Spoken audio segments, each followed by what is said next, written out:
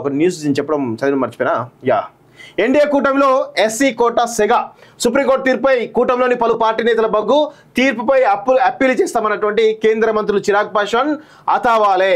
SC వర్గీకరణకు అనుకూలంగా ఇటీవల సుప్రీంకోర్టు ఇచ్చినటువంటి తీర్పును ఎన్డీఏ కూటమి పక్షాలైనటువంటి Lok Janshakti Party, Republican Party of India తీవ్రంగా వ్యతిరేకించాయి. ఈ తీర్పుపై అప్పీల్కి వెళ్తామని లోక్ జనశక్తి పార్టీ చీఫ్ కేంద్ర మంత్రి చిరాగ్ పాస్వాన్ తెలిపారు. అదేవిధంగా రిపబ్లికన్ పార్టీ ఆఫ్ ఇండియా అధినేత రామ్నాథ్ అథవాలే కూడా తీర్పును వ్యతిరేకిస్తున్నట్టు తెలిపారు. ఇక్కడ చూడండి, ఎస్సీ ఎస్టీ వర్గీకరణ రిజర్వేషన్లకు సంబంధించినటువంటి క్రిమీ లేయర్ క్రైటీరియాపై అప్పీల్ చేస్తామన్నారు. ఇది చాలా ఇంపార్టెంట్ అంశం. దీనిపైన మనం అందరం కూడా ఈ దేశ ప్రభుత్వాన్ని లీడ్ చేస్తున్నటువంటి ప్రధాని నరేంద్ర మోడీని అప్రిషియేట్ చేయాలి. ఎందుకో నేను చెప్తా క్లియర్గా. 15% ఎస్సీ కోటాల వర్గీకరణకు అనుకూలంగా సుప్రీంకోర్టు ఇచ్చినటువంటి తీర్పుపై సమీక్షించాలని కోరుతున్నాం. దీనిపై అప్పీల్కు వెళ్తాం అని చిరాగ్ పాస్వాన్ చెప్పారు. అస్పృశ్యత విషయంలో సుప్రీంకోర్టు తీర్పు విఫలమైందని వ్యాఖ్యానించారు. ఎస్సీ కోటాలో క్రిమిలేయర్ను ఎట్టి పరిస్థితుల్లోనూ అనుమతించలేం. ఎస్సీ కోటాలో క్రిమిలేయర్ అంటే ఇది ఎందుకు అంటే ఇది చాలా పెద్ద కుట్ర. దాన్ని నేను క్లియర్ ఎక్స్ప్లెయిన్ చేస్తా. వర్గీకరణ ద్వారా ఎస్సీలు అనుభవిస్తున్నటువంటి అస్పృశ్యత పరిష్కారం కాదు అని అన్నారు. అంతేకాదు, ఎస్సీలోని ఉన్నత విద్యావంతులు, ఆర్థికంగా బలంగా ఉన్నవారు కూడా అస్పృశ్యతను ఎదుర్కొంటున్నారని పాస్వాన్ తెలిపారు. ఈ నేపథ్యంలో వర్గీకరణ మరింత అన్యాయానికి గురి చేసినట్టు అవుతుందని అన్నారు. కాంగ్రెస్ నేత రాహుల్ గాంధీ కోరుతున్న కులగణనకు పాస్వాన్ మద్దతు తెలిపారు. అయితే ఆయా కులగణన వివరాలను మాత్రం బహిరంగపరచకూడదని అభిప్రాయపడ్డారు. కులగణన వివరాలు బహిరంగపరచకూడదట. ఎందుకు? తమ మిత్రపక్షం జేడీయూ సుప్రీంకోర్టు తీర్పును సమర్థించడంపై మాత్రం పాస్వాన్ మౌనం వహించారు. మరోవైపు ఆర్పీఐ అధినేత కేంద్ర మంత్రి రామ్నాథ్ సుప్రీంకోర్టు తీర్పును తీవ్రంగా వ్యతిరేకిస్తున్నట్టు చెప్పారు. కులం ఆధారంగా ఎస్సీ ఎస్టీ రిజర్వేషన్లు ఏర్పాటు, దీనిలో క్రిమీ లేయర్ క్రైటీరియా అంటూ చూస్తా ఉన్నాం కదా, రద్దు చేయడాన్ని వ్యతిరేకిస్తున్నామని, దీనిపై అప్పీల్కి వెళ్తామని అన్నారు కదా. సో ఇక్కడ ప్రధానంగా చాలామంది కూడా మనం అర్థం చేసుకోవాల్సిన విషయం ఏంటంటే, ఎస్సీ ఎస్టీ రిజర్వేషన్లు ఏవైతే ఉన్నాయో ఇవి కొన్ని వర్గాలకు, అంటే కొన్ని కులాలకు, ఆ కులాల్లో ఉన్నటువంటి కుటుంబాలకు, అంటే కొన్ని కులాల్లోని కుటుంబాలకు, మళ్ళీ అందరికి కూడా కాదు. దీనివల్ల చాలా పెద్ద నష్టం జరుగుతూ ఉంది. ఈరోజు ఒక ఐఏఎస్ ఆఫీసర్ ఉన్నారు, ఒక ఐపీఎస్ ఆఫీసర్ ఉన్నారు, లేదంటే అతను ఎస్సీ కావచ్చు, ఎస్టీ కావచ్చు.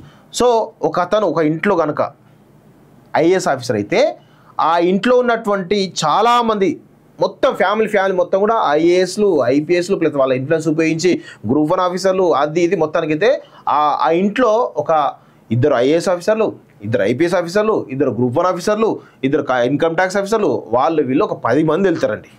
దేనివల్ల? ఇది కేవలం రిజర్వేషన్లు వాడుకోవడం వల్ల. దీనివల్ల మిగతా వాళ్ళకు రిజర్వేషన్ ఉందా, తీసుకోబోతున్నారా, వాళ్ళకి అవేర్నెస్ ఉందా అంటే లేదు.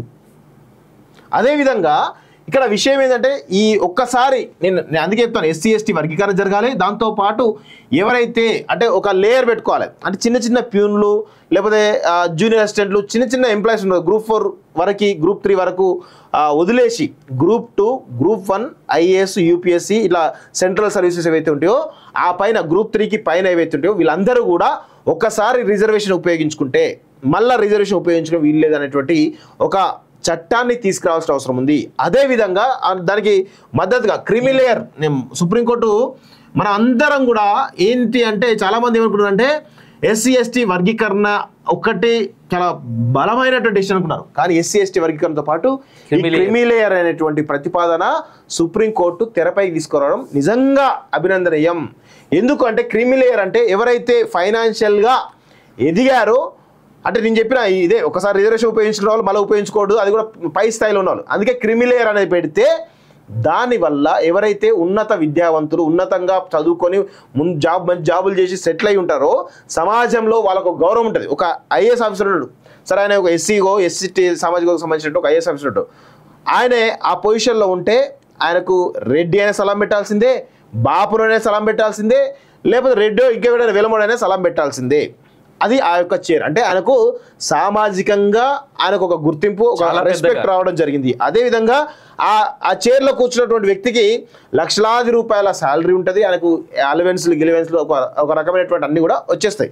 సో ఆర్థికంగా ఆయన బలపడ్డాడు, దానివల్ల సమాజంలో ఆయనకు గుర్తింపు వచ్చింది. కాబట్టి ఆయన పిల్లలు ఒక మంచి స్కూల్లో చదువుతారు, ఆయన కుటుంబం కూడా బాగుపడుతుంది. సో ఇటు ఆర్థికంగా, సామాజికంగా, కుటుంబ పరంగా ఆయనకు ఒక గుర్తింపు వస్తుంది 30-35 ఏళ్ల పాటు. అది అట్లే కంటిన్యూ అవుతూ ఉంటుంది.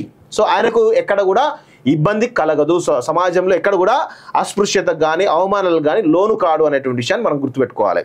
అయితే ఎవరైతే దానికి క్రిమిలేయర్ ఆ కొడుకు ఎవరైతే ఆయన ఐఏఎస్ ఆఫీసర్ ఉన్నాడో ఆయన కొడుకు ఎవరైతే చదువుతున్నారో ఆయనకు క్రిమిలేయర్ పద్ధతిన క్రిమిలేయర్ కింద ఎస్సీ కేటగిరీలో పెట్టాల్సిందే అని చెప్పేసి చాలా స్పష్టంగా సుప్రీంకోర్టు మొన్న తీర్పులో వెలువడించడం జరిగింది. ఇది చాలా ఇంపార్టెంట్, ఎస్సీ వర్గీకరణతో పాటు ఇది చాలా ఇంపార్టెంట్. ప్లస్ సుప్రీంకోర్టు ఇంకో చాలా స్పష్ట విషయం ఏం చెప్పిందంటే ఆ అధికారం రాష్ట్రాలకు ఇచ్చింది. ఎందుకు ఇచ్చింది అంటే ఫర్ ఎగ్జాంపుల్ తెలంగాణలో మాదిగలు ఎక్కువ మాలలు తక్కువ, మాదిగలు ఎక్కువ వివక్ష గురవుతున్నారు, మాదిగలు తక్కువ వివక్ష గురవుతున్నారు. సో ఇక్కడ మాదిగ వర్సెస్ మాల ఫైట్ జరుగుతూ ఉంది. సో రాష్ట్రాలకే అధికారాన్ని ఇవ్వడం జరిగింది. సో దానివల్ల మాదిగలు ఎక్కువ బెనిఫిట్ అయ్యేటువంటి అవకాశం ఉంటుంది. ఎందుకంటే ఎన్నో రోజుల నుంచి మాల వాళ్ళతో పోల్చుకుంటే మాదిగ వాళ్ళు పెద్ద ఎత్తున ఇక్కడ ఇబ్బంది పడుతూ ఉన్నారు, రిజర్వేషన్లు ఉపయోగించుకోక ఇబ్బంది పడుతూ ఉన్నారు. అందుకే వర్గీకరణ అంశం ఈరోజు రాష్ట్రాల పరిధిలో తీసుకురావడం జరిగింది. అదే ఏపీ విషయానికి వచ్చినట్లయితే మాల ఎక్కువ మాదిగ తక్కువ, అందుకే అక్కడ ఆ జనాభా ప్రాతిపదికన ఏబిసిడి వర్గీకరణ జరగాలని చెప్పేసి రాష్ట్రాలకు అధికారాన్ని సుప్రీంకోర్టు ఇవ్వడం జరిగింది. సో దీన్ని చాలామంది కూడా అసలు బీజేపీ ఏం చేయలేదని మాట్లాడుతూ ఉన్నారు. ఇప్పటిదాకా నీకు రేవంత్ రెడ్డి పోయింది కదా, ఇప్పుడు నరేంద్ర మోడీ పోగుడుతా. ఇప్పుడు ఎందుకో చెప్తా చాలా క్లియర్గా. ఎందుకంటే ఈ యొక్క అంశాలను ఏది నా క్రిమిలేయర్ అంశం కావచ్చు, లేకపోతే సుప్రీంకోర్టును కావచ్చు, లేకపోతే ఎవరైతే వాదించాలో అడ్వకేట్ జనరల్ వాదిస్తారు. సో ప్రభుత్వం తరపున కొంతమంది లాయర్లను పెట్టేసి ఈ ఎస్సీ వర్గీకరణ తీర్పు రావడానికి ముఖ్యమైనటువంటి పాత్ర పోషించింది బీజేపీ ప్రభుత్వం, నరేంద్ర మోడీ అని చెప్పి చాలా స్పష్టంగా చెప్పొచ్చు. దానిలో ఎటువంటి అంటే 75 సంవత్సరాల స్వతంత్ర భారతంలో అంబేద్కర్ అనుకున్నటువంటి అంబేద్కర్ ఆశయాలను ఈరోజు ఎన్నో ఈ రిజర్వేషన్ ముఖ్యంగా రిజర్వేషన్ విషయంలో అనేకమైనటువంటి అవకతవకలు జరుగుతూ ఉన్నాయి. సో కొంతమంది వర్గాలకే రిజర్వేషన్ పొందుతూ మెజారిటీ వర్గాలు రిజర్వేషన్ పొందక ఇప్పటికి కూడా ఇబ్బందులు పడతా ఉన్న విషయాన్ని మనం గమనిస్తూ ఉన్నాం. సో దానికి అది అంబేద్కర్ ఐడియాలజీకి విరుద్ధంగా కనబడతా ఉంది. ఈరోజు చిరాగ్ పాషా అన్నారు, అలాంటి వాళ్ళు ఎంతోమంది ఎదిగినటువంటి సందర్భాలు ఉన్నాయి. మరి వాళ్ళ వల్ల ఏం జరుగుతూ ఉంది, ఎంతమంది వర్గాలకు న్యాయం జరుగుతూ ఉందో కూడా తెలియాల్సిన అవసరం ఉంది. సింపుల్ లాజిక్ మన తెలంగాణలో చూసుకుందాం. అన్న ఫస్ట్ వాళ్ళ నాన్న కొడుకు పెద్ద కొడుకు ఇప్పుడు వాళ్ళ కొడుకు మనోడు ఎవరు వివేక్ వెంకట స్వామి ఫ్యామిలీ ఎగ్జాంపుల్ చెప్తాం. బట్టి విక్రమార్క ఆయన వాళ్ళ ఫాదర్ కూడా గతంలో మంచి మినిస్టర్ అనుకుంటానే. దామోదర్ రాజస్మ వాళ్ళ ఫాదర్ కూడా డిప్యూటీ సీఎం చేసిండు. వాళ్ళకి ఎందుకు ఇవ్వాలా? అందుకే నేను నా క్రిమిలేయర్ ఈ ప్రతిపాదన వచ్చిందే ఇలాంటి వాళ్ళ గురించి. కొంతమంది ఐఏఎస్లు కూడా ఉన్నారు, వాళ్ళ కొడుకులో కూడా ఈరోజు మళ్ళీ ఇప్పుడు ఒక ఐఏఎస్కి ఆయనకు సొసైటీలో వచ్చిన తర్వాత ఆయన మంచి చదువు చూపిస్తాడు, మళ్ళీ అదే రిజర్వేషన్ తీసుకోవాల్సిన అవసరం ఏంది? ఆయనకు అన్ని రకాల ఫెసిలిటీస్ ఉన్నాయి, మంచి స్కూల్లో చదివిండు, కార్పొరేట్ స్కూల్లో చదివిండు, డబ్బులు ఉన్నాయి, అన్ని రకాలుగా ఉన్నాయి. అలాంటి వాళ్ళకు క్రిమిలేయర్ పెట్టాలనేది నిబంధన 100కు 200% కరెక్టు. ఇది నేనైతే మోడీ క్రెడిట్ అని చెప్తాను.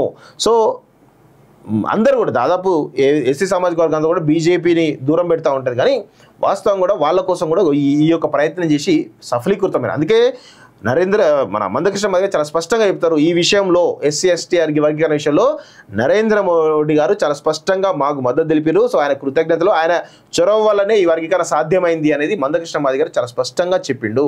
ఇది బీజేపీ వాళ్ళు చెప్పుకోవట్లేదు ఈ విషయం. ఆ తర్వాత కనీసం ఎస్సీలో ఉన్నటువంటి వర్గాలు కూడా సపోర్ట్ చేయట్లేదు. అది పాపం బీజేపీ యొక్క భావదారిద్ర్యం చెప్పొచ్చు.